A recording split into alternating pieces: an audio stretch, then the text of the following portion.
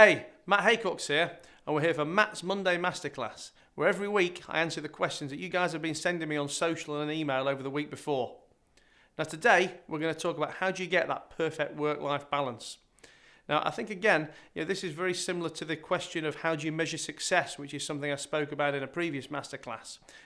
In that everyone has their own view of success, and everyone has their own view on the work-life balance.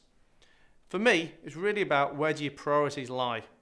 If you're asking me what I want to do, my dreams are about building a super successful business, achieving lots of things, and therefore, someone might look at me and say, oh, I don't think Matt's got, a work-life balance. It's all work, work, work, and no pleasure at home.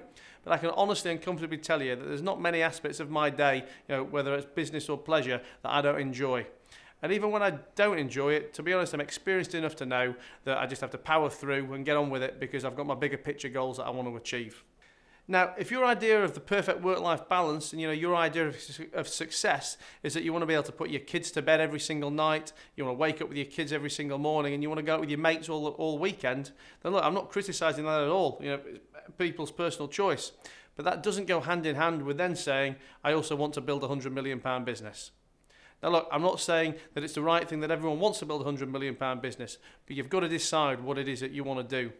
Unless you're a lottery winner, unless you're really, really lucky, or unless you're sat in a big trust fund, I think it's very difficult to be hugely successful at your work and, be able to prioritise everything about your business and everything about your desired lifestyle at the same time.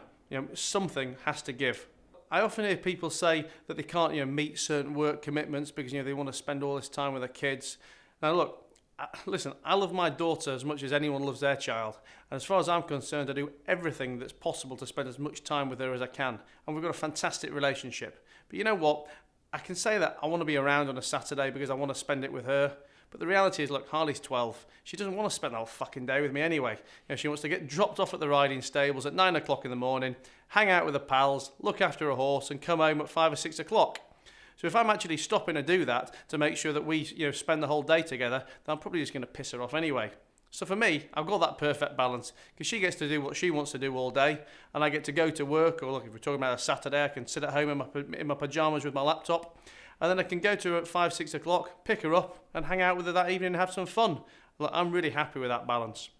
And the next guy might say that he wants to be able to sit at the riding stables with her and watch the kids for the full 8 hours. I guess it really is horses for courses, so to speak. But the whole work-life balance is very much a lifestyle choice. There isn't a right answer. And it's a case of priorities and a success choice. But as with most things in life, you can't have it all. So you've got to decide what it is that you want to achieve. I hope that helps, and I look forward to speaking to you all again next week.